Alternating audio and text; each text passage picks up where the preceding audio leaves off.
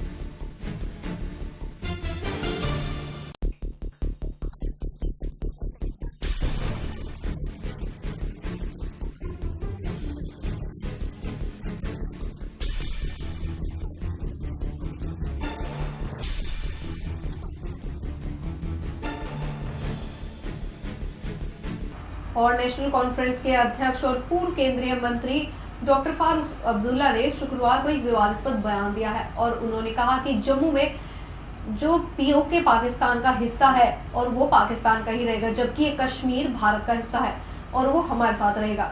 अब्दुल्ला ने कहा कि एक ही बात से रास्ता निकल सकता है कि अगर भारत और पाकिस्तान आपस में बातचीत करें तो उसी के ही दौरान इसका कोई हल निकाला जा सकता है।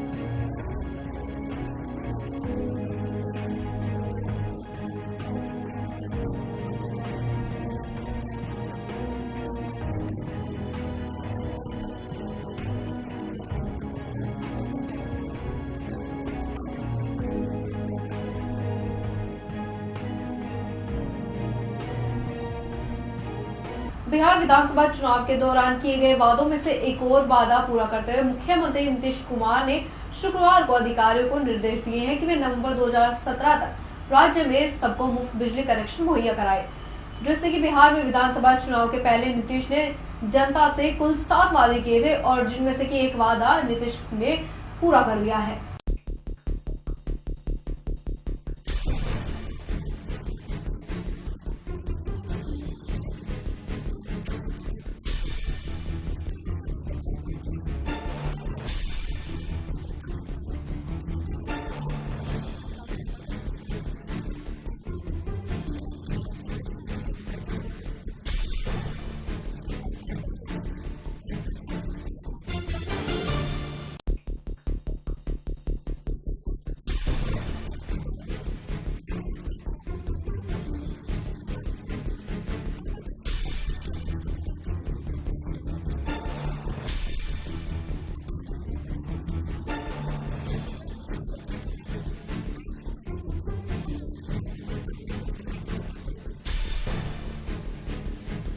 यूपीएसटीएफ ने शुक्रवार को पाकिस्तानी खुफिया एजेंसी के एजेंट को मेरठ से गिरफ्तार कर लिया है और ये एजेंट सेना की गतिविधियों और विमानों से जुड़ी जानकारियां स्काइपी के जरिए पाकिस्तान को लगातार दिए जा रहा था और उसे लालच देकर भारत भेजा गया था।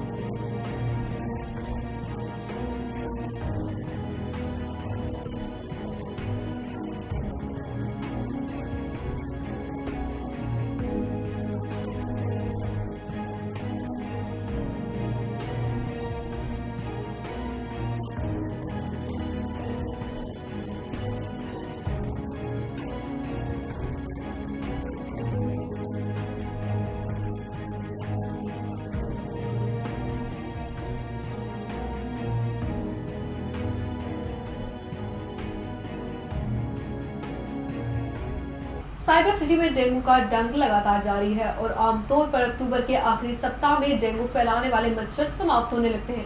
लेकिन इस बार तो नवंबर का महीना भी समाप्ति की कगार पर है, लेकिन डेंगू के मरीजों की संख्या में कमी की बजाय लगातार इजाफा हो रहा है।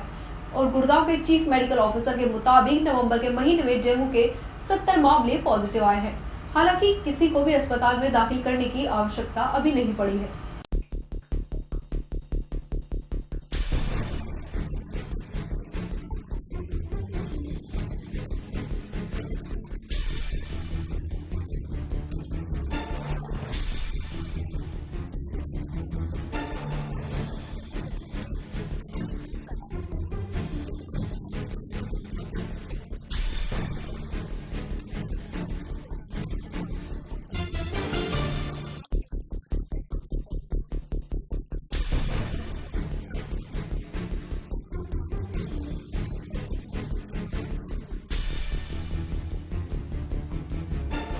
बेसिकली उस सीज़न में अक्टूबर नवंबर का सीज़न डेंगू का रहता है, क्योंकि उस टाइम न ज़्यादा गर्मी होती न ज़्यादा सर्दी होती। सर्दी होने के बाद तो डेंगू कम हो जाता है। नवंबर में भी अनएक्सपेक्टेड ज़्यादा केसेस अब की बार रहे हैं, लगभग 70 के आसपास केसेस पॉजिटिव केसेस आए हैं। लेकिन पैनिक होने की बात इसलिए नहीं है कि किसी में कुछ ज़्यादा सीरियस बात नहीं। वायरल डिजीज़ में जैसे सिम्टम होते हैं, इस टाइप के सिम्टम उसमें रहे हैं और सभी ठीक ठाक हैं, स्टेबल हैं, कोई एडमिशन की भी ज़रूरत नहीं पड़ी। ऑन ट्रीटमेंट थे, वो बिल्कुल नॉर्मल है। क्योंकि एक बार जो इन्फेक्टेड केस हो गए पुराने, उनसे ही मच्छर दूसरे काटता तो चांसेस नेचुरली बढ़ जाते हैं, तो इक्का दुक्का केस लगभग आ जाते हैं। तो इसमें ज़्यादा घबराने की ऐसी कोई बात नहीं है। अब थोड़ी ठंड भी होगी तो बिल्कुल लगता है कि बिल्कुल अब ख़त्म हो जाएगा, डेंगू केस ही नहीं रहेंगे। देखिए, आम तौर पर नवंबर में इस तरह की केसेस रिपोर्ट नहीं होती, लेकिन इस बार वजह क्या माना है? जैसा कि आपने बताया कि डेंगू पुराने केसेस हैं, या फिर डेंगू कहीं मच्छर जो है वो तो पनप रहे हैं। कारण ये रहा कि आम तौर पर जब ठंड बढ़ जाती है तो तब डेंगू का जो वायरस है वो काम नहीं करता है। पर अब की बार सर्दी थोड़ी लेट हुई है, ये एक बहुत बड़ा फैक्टर है। लेट ठंड की वजह से ये डेंगू नवंबर में आए हैं, अदरवाइज तो 15 नवंबर के बाद तो वैसे कम हो जाते हैं, और कम हैं भी, काफ़ी कम हैं। उम्मीद है कि बिल्कुल अब ख़त्म होने की उसका कगार पर है। वायरस है जिसमें कोई जानलेवा नहीं है, सिंपल वायरल बुखार का इस टाइप के सिम्टम रहते हैं। कोई हेमरेजिक कभी केस हमारे पास एक भी केस रिपोर्ट नहीं हुआ, ना कोई डेथ रिपोर्ट हुई है, और बिल्कुल सिंपल बुखार वाले केसेज ही हैं। पॉजिटिव ज़रूर ये रहे हैं, और वो एक्टिविटीज़ भी हमारी कंट्रीज डिपार्टमेंट की तरफ से जारी हैं, तो इसमें कोई पैनिक होने की, डरने की कोई ज़रूरत नहीं है। और सिरसा के बंसल अस्पताल के संचालक और उनकी धर्मपत्नी लेडी डॉक्टर को कोर्ट ने सजा सुनाई है। डॉक्टर को 2 साल और महिला को 1 साल की सजा सुनाई गई है, जबकि दोनों को 5,000 रुपये जुर्माना भी लगाया गया है। 2014 में स्वास्थ्य विभाग ने सिरसा के बंसल अस्पताल में छापेमारी की थी, जहां पर भ्रूण जांच संबंधित दस्तावेज बरामद हुए थे।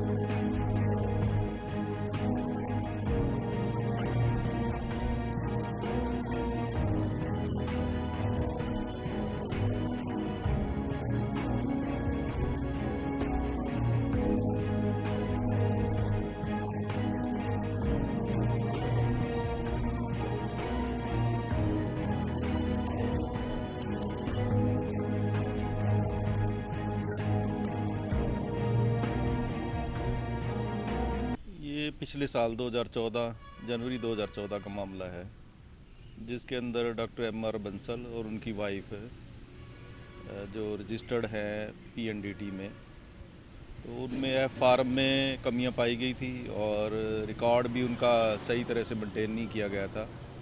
तो पीएनडीटी के तहत इन पे केस दर्ज किया गया था, जिसमें आज सज़ा सुनाई गई है। उसमें डॉक्टर एम.आर. बंसल को 2 साल की सज़ा और 5,000 जुर्माना, और उनकी वाइफ को 1 साल की सज़ा और 5,000 जुर्माना किया गया।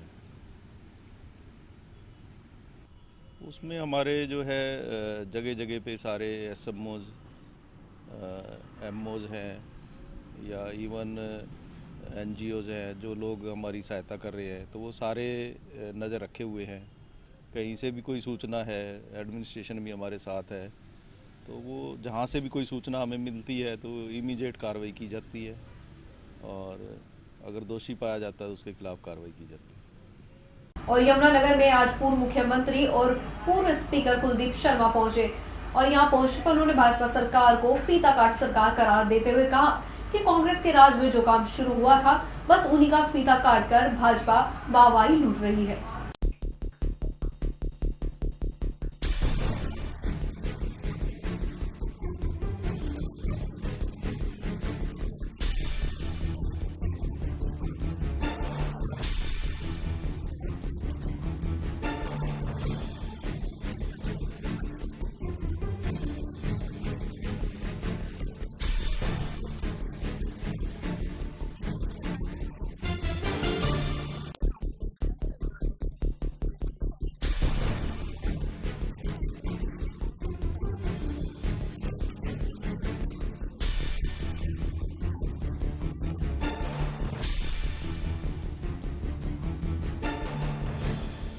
सी योजना है, मेरे को एक भी परियोजना ये बता दें जो इन्होंने शुरू की हो और फीता काटा हो।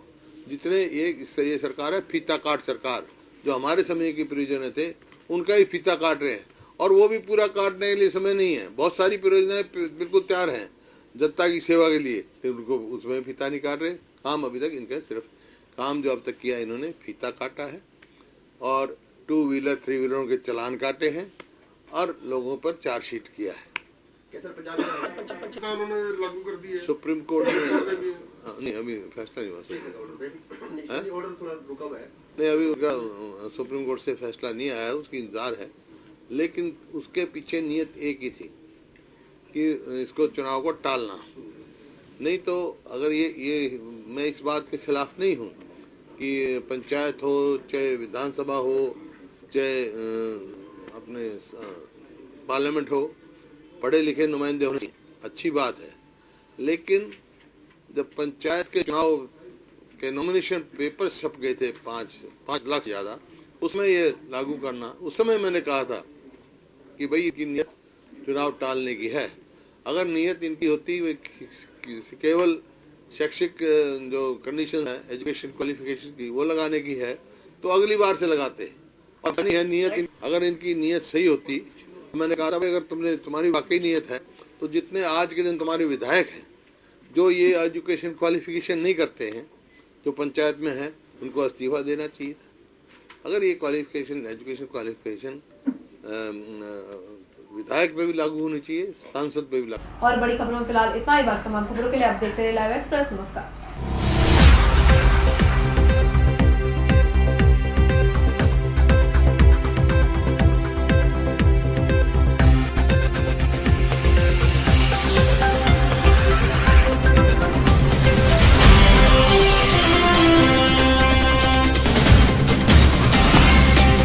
ये है लाइव न्यूज नेटवर्क और आप देख रहे हैं लाइव एक्सप्रेस 24/7 ऑनलाइन चैनल।